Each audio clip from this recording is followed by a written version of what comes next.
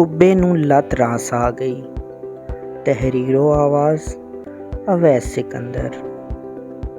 आपके नज़दीक किसी की हैसियत क्या है? आप किसी को कितना चाहते हैं? आपका दिल किसी के हवाले से कैसा नज़रिया रखता है?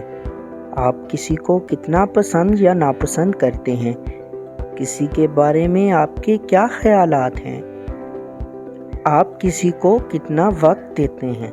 इन तमाम तर रवैयों को अहमियत कहते हैं, और अहमियत को परखने के ये असूल व ज़वाबित आप पर भी लागू होते हैं कि किसी दूसरे की नज़र में आपकी क्या अहमियत है। ज़्यादा दूर नहीं जाते, आज से 6 माह पहले की बात करते हैं। आपके नज़दीक पाकिस्तान तहरीक इंसाफ की क्या अहमियत थी? आप उस वक्त के वज़ीर आज़म इमरान खान को किस नज़र से देखते थे? आपको क्या लगता था कि ये कंपनी कितनी देर चल सकती है? इन तमाम तर सवालों के जो जवाब मेरे पास हैं, एक आम पाकिस्तानी के पास भी यही जवाबात हैं। उस वक्त हमें ये लगता था कि ये हुकूमत कुछ नहीं कर पा रही। इस हुकूमत ने हमारे वास्ते किया ही क्या है? बस महंगाई, बेरोज़गारी। खान साहब सिर्फ वादे ही करने और नारे ही लगाने आए थे, इसके अलावा कुछ नहीं, और ना ही आगे कुछ कर सकते हैं। हमें तो कभी कभी यूं लगता था कि मौसूफ ने हमारे साथ हाथ किया है।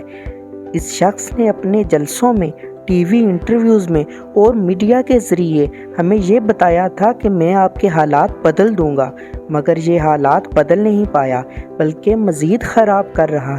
इस शख्स ने हमें जो 1 करोड़ नौकरियां देने का वादा किया था, उसकी बजाय ये हमारी नौकरियां हमसे छीनने लग गया है।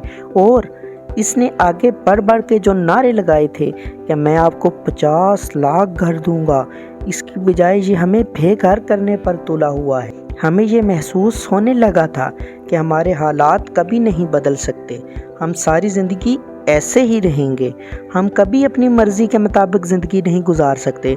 हमें ये भी लगता था कि क्रिकेट की दुनिया में 1992 का वर्ल्ड कप अगर इंग्लैंड जीत जाता तो आज हमारे हालात ये ना। हमें लगता था कि खान ने आज़ादी इज़हार राय के जो दावे और वादे किए हैं वो कभी पूरे नहीं हो सकते, बल्कि ऐसा लगता था कि खान और उसकी टीम के खिलाड़ियों को अपने खिलाफ बोलने वाले लोग अच्छे ही नहीं लगते।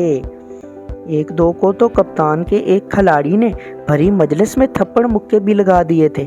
हमें लगता था कि ये हुकूमत वो टिक टाकर्स लड़कियां चला रही हैं जो कभी वफाकी वज़ीर के साथ आ जाती हैं, कभी सूबाई वज़ीर के साथ। वो भी सारा दिन बस यही काम करते रहते हैं और अवाम का कुछ नहीं सोचते। हमें ये भी लगता था कि खान को टीम नकम्मी मिली है, जिसे वो वसीम अख्तर प्लस कहकर लाया था, वो रोज़ बरोज़ माइनस हो रहा है। उसी की वजह से खान को प्रेशराइज़ किया जा रहा है कि इसे हटाओ और मुझे लाओ। हम ये सोचने पर मजबूर हो गए थे कि खान साहब ने सिर्फ हुकूमत हासिल करने के लिए करप्शन के ख़िलाफ़ आवाज़ उठाई और हमें अपना सौदा बेचने की कोशिश की, और हम वो सौदा ख़रीदने पर मजबूर हो गए। हुज़ूर, तब की तहरीक इंसाफ की अहमियत हमारी नज़र में कम हो रही थी, मगर हमें क्या पता था कि हालात पलटा खाएंगे और यही तहरीक इंसाफ अपनी खोई हुई अहमियत सूद समेत वापस लेगी। एक नीम मुर्दा जमात जिसके बारे में तसव्वुर किया जा रहा था कि अगले इलेक्शन में इसका सफाया हो जाएगा, मगर इस जमात को ज़िंदा करने के लिए पहले दर्जन से ज़ायद पार्टियों ने PDM बनाई, मौलाना को अपना सरबराह मुकर्रर किया। ये मुलाकातें, वो मुलाकातें, अदम एतमाद की तहरीक पेश की गई। चंद हुकूमती अरकान असम्बली के ज़मीर ख़रीदे, उनसे मुख्तलिफ़ किस्म के वादे किए और उन्हें इस बात पर राज़ी किया कि वो इनका साथ दें। उन्होंने भी पता नहीं क्या सोचा और धड़ाम करके PDM की झोली में जा गिरे, जैसे केरे का फल गिरता है या जैसे न्यूटन के सर पर सेब गिरा था। जरदारी साहब की बदौलत इत्तेहादी जमातें भी खान का साथ छोड़ गईं। सब ने मिलकर खान को हुकूमत से बाहर किया। यहाँ मसला निकाले जाने पर नहीं था, उस तरीका कार का था जिस पर अमल करके खान को हुकूमत से निकाला गया था। आप इसे अमरीकी साजिश का नाम दें, मदाखलत कहें या खारिश का लफ्ज़ इस्तेमाल करें, खान को हुकूमत से निकालने के लिए महंगाई का बहाना बनाया गया और कहा गया कि हम महंगाई ख़त्म करेंगे क्योंकि हम बहुत तजर्बाकार हैं। ہمارے پاس معیشت کو ٹھیک کرنے کے حل موجود ہیں۔ لو پھر ہو گئی معیشت ٹھیک، بلکہ پہلے سے زیادہ اسے خراب کر دیا گیا۔ خان کو نکالا گیا تو چشم فلک نے دیکھا کہ عوام بغیر کسی کے کہنے پر سڑکوں پر نکل آئی اور اپنا احتجاج ریکارڈ کروانے لگی۔ خان نے بھی اسے دیکھتے ہوئے جلسے پر جلسہ کیا اور عوام کو اپنا بیانیہ بتایا کہ مجھے کیوں نکالا گیا ہے۔ آپ نے اس کا نتیجہ ضمنی انتخابات میں دیکھ لیا کہ خان نے پنجاب میں کلین سویپ کر دیا۔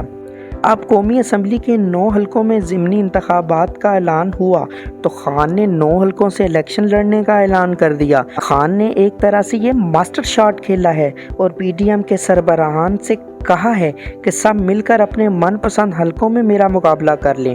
اس بات میں تو کوئی شک نہیں کہ خان اپنی مقبولیت کے عروج پر ہے۔ خان کی اہمیت عوام کی نظروں میں روز بروز بڑھتی جا رہی ہے۔ پی ڈی ایم اپنی اہمیت کھو چکی ہے اور خان کی کھوئی ہوئی اہمیت کو واپس کرنا پی ڈی ایم کا ہی کارنامہ ہے۔